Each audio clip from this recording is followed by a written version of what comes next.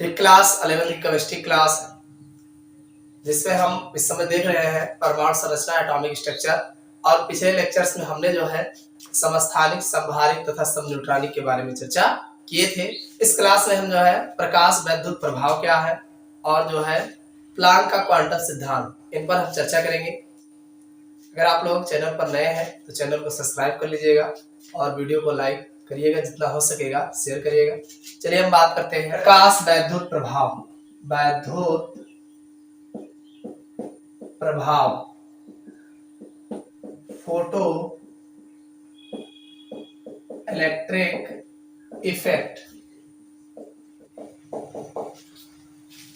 प्रकाश वैद्युत प्रभाव, photo electric effect, इस पर हम चर्चा करेंगे। हम प्रकाश वैद्युत प्रभाव की बात करें तो हाइनरी हर्ट्ज ने, एक साइंटिस्ट हाइनरी थे, तो हाइनरी हर्ट्ज ने ज्ञात किया कि यदि किसी विसर्जन नलिका में धातु की कैथोड पर, यानी हमारा जो कैथोड लगा हो कोई धातु ही लगा होगा, भाई कैथोड एनोड क्या प्रयोग करो, कोई धातु लगाओगे तो धातु की कैथोड पर प्रकाश की किरण या एचबी या यूवी अल्ट्रा वायलेट प्रकाश की किरण विकिरण डाला जाए तो वैद्युत चालन जो है सुगम हो जाता है। भाई कैथोड और एनोड लगा करके जब वैद्युत विसर्जन नलिका में धारा प्रवाहित करते हैं तो कैथोड से किरणें निकलती है, एनोड की ओर जाती है, जिसे हम कैथोड किरणें बोलते हैं।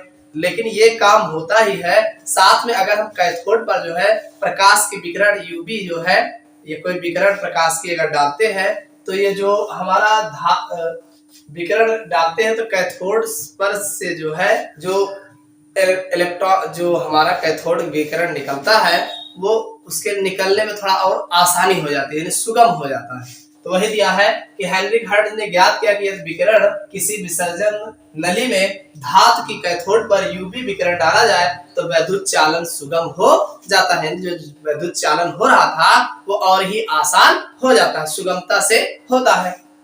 इसकी व्याख्या करने के लिए जो लेनार्ड साइंटिस्ट थे उन्होंने बताया कि विकिरण के प्रभाव में, यानी उन्होंने कहा कि ऐसा क्यों होता है, उन्होंने कहा कि विकिरण के प्रभाव में धातु सतह से जो इलेक्ट्रॉन उत्सर्जित होते हैं वह प्रक्रिया, यानी धातु, यानी जब विकिरण मिलता है, प्रकाश मिलता है तो उसके कारण जो है धातु की सतह से इलेक्ट्रॉन जो है उत्सर्जित होते हैं, यानी प्रकाश के प्रभाव से जो है इलेक्ट्रॉन जो है धातु की सतह पर से उत्सर्जित होते हैं, उन्होंने ये बताया। अब वह प्रक्रिया, इसी को उन्होंने कहा कि वह प्रक्रिया जिसमें किसी धातु की सतह से, यानी प्रकाश या यूवी अथवा प्रकाश के प्रभाव में इलेक्ट्रॉन मुक्त होते हैं, धातु की सतह पर प्रकाश के प्रभाव से इलेक्ट्रॉन मुक्त होते हैं और प्रकाश वैद्युत प्रभाव कहलाते हैं। इस प्रकार से प्रकाश की उपस्थिति में धातु की सतह से इलेक्ट्रॉनों का मुक्त होना ही प्रकाश वैद्युत प्रभाव कहलाते हैं तथा उत्सर्जित इलेक्ट्रॉन प्रकाशीय इलेक्ट्रॉन कहलाते हैं। अब इसमें से जो इलेक्ट्रॉन निकल रहा होता है उसको हम प्रकाशीय इलेक्ट्रॉन कहते हैं। तो इसका प्रयोग थोड़ा इस प्रकार था कि प्रकाश वैद्युत प्रभाव, हालवाच प्रयोग, ये हालवाच का प्रयोग था। उन्होंने देखिए ये एक विसर्जन नलिका है, तो विसर्जन नलिका के एक साइड पर जो है एनोड लगाया गया है जिसको कलेक्टर बोलते हैं, वो विकिरण को कलेक्ट कर रहा है, और दूसरे साइड पर कैथोड है और इधर जो दोनों का संपर्क जो है हाई वोल्टेज से जोड़ दिया गया है। अब ऊपर से जो है ये प्रकाश की विकिरण डाला जाता है। प्रकाश की विकिरण जब इसे कैथोड पर डालते हैं, इमीटर कैथोड, जहां से कैथोड किरणें उत्सर्जित होती है, तो कैथोड पर डालते हैं तो यहाँ से जो विकिरण उत्सर्जित होती है तो फोटो इलेक्ट्रॉन्स बोला जाता है, इसको फोटो इलेक्ट्रॉन्स बोला जाता है। अब ये विकिरण जो डालते हैं वो क्वार्ट्ज विंडो, ऊपर जो है विंडो लगी होती है, सिलिका की विंडो लगी होती है क्वार्ट्ज की। एक ग्लास विंडो इज यूज्ड, यहाँ पे शीशे की ग्लास विंडो भी यूज कर सकते हैं, क्वार्ट्ज विंडो डज नॉट, और सिलिका यानी क्वार्ट्ज विंडो है, अगर सिलिके की बात करें तो सिलिका यूज नहीं कर सकते हैं।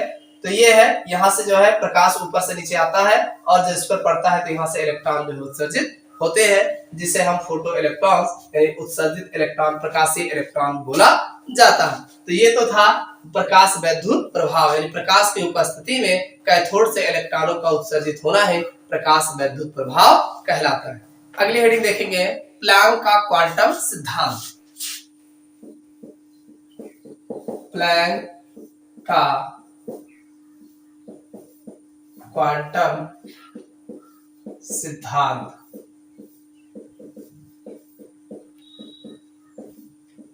Planck quantum theory of radiation.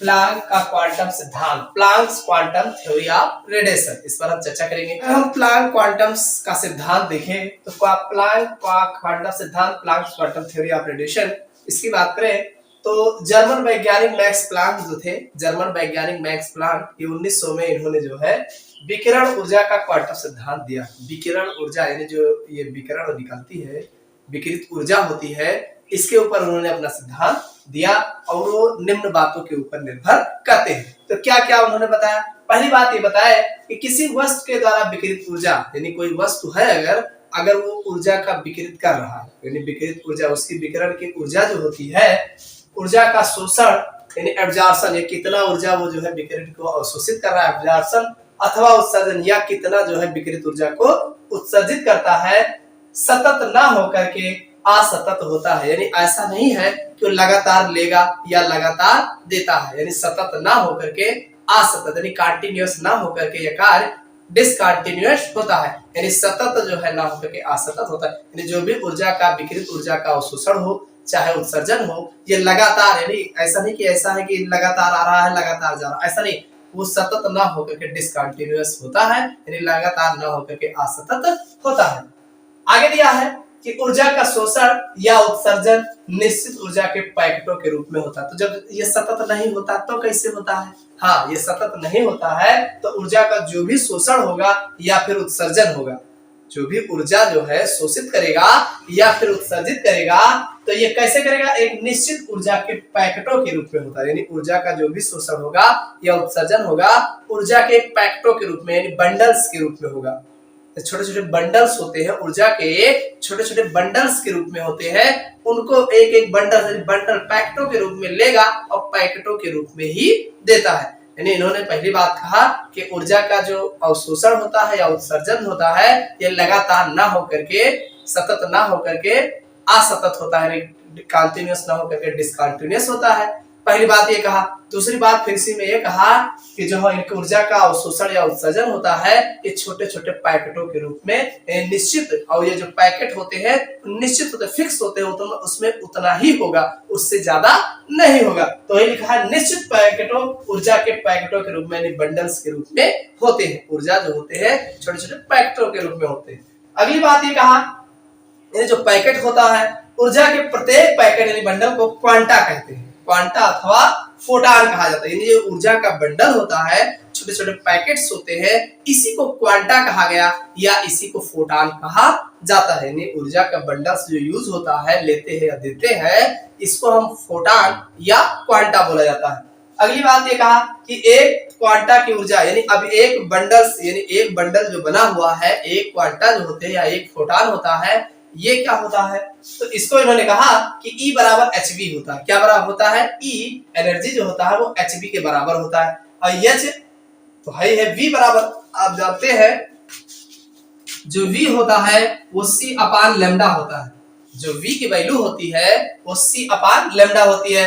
तो यहाँ पर hv था, E बराबर hv, और ये ऊर्जा का एक बंडल है, एक पैकेट है, और H तो कांस्टेंट है, और V आवृत्ति की वैल्यू जो है हमने C अपान लेमडा रख दिया, C अपान लेमडा हो गया। तो ये हो गया hv बराबर hc अपान लेमडा हो गया।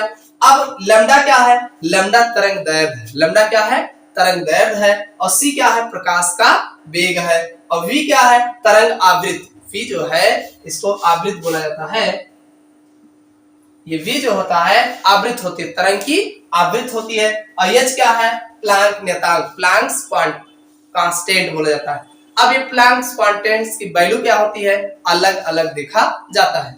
अगर हम H कांस्टेंट की वैल्यू की बात करें कितना होते हैं, तो MKS पद्धति में अगर देखा जाए कांस्टेंट की वैल्यू, तो H की जो वैल्यू होती है 6.625 × 10⁻⁻34 जूल सेकंड में होते हैं। और C का जो प्रकाश का वेग है वो 3 × 10⁸ मीटर पर सेकंड होता है। कब होगा? MKS पद्धति में। और अब यहाँ पे अगर देखा जाए तो लैम्डा का मान जो आएगा वो मीटर में, तथा V का मान जो होगा सेकंड इनवर्स में लिया जाता है तथा ई का मान जूल में लेते हैं, यानी ई की जो वैल्यू आती है वो जूल में लेते हैं। अगर हम बात सीजीएस पद्धति में करें तो सीजीएस पद्धति में जो एच की वैल्यू होती है 6.625 गुणे 10 की घात -27 अर्ग सेकंड होता है। यहाँ पे जूल सेकंड है तो जूल सेकंड -34 होगा और यहाँ पे अर्ग सेकंड है तो -27 होता है। अगर हम सी की बात करें तो 3 गुणे 10 की घात 10 सेमी सेकंड इनवर्स होता है, सेमी प्रति सेकंड या सेमी सेकंड इनवर्स होता है। भाई यहाँ पे अर्ग सेकंड लिए हो तो यहाँ सेंटीमीटर में लोगे और सेकंड में होगा सेमी पर सेकंड होता है। और लैम्डा का मान जो है वो सेमी में आएगा और v का मान जो होगा वो सेकंड इनवर्स में होगा और e का मान जो होगा वो अर्ग में लेते हैं। तो ये तो था प्रकाश क्वांटम प्लैंक का क्वांटम सिद्धांत, प्लैंक का क्वांटम सिद्धांत था। आशा होगा समझ में आया होगा। तो इस क्लास में बस इतना ही, फिर मिलते हैं अगले क्लास में नई वीडियो के साथ। अगर वीडियो पसंद आया हो तो लाइक और शेयर करना मत भूलिएगा।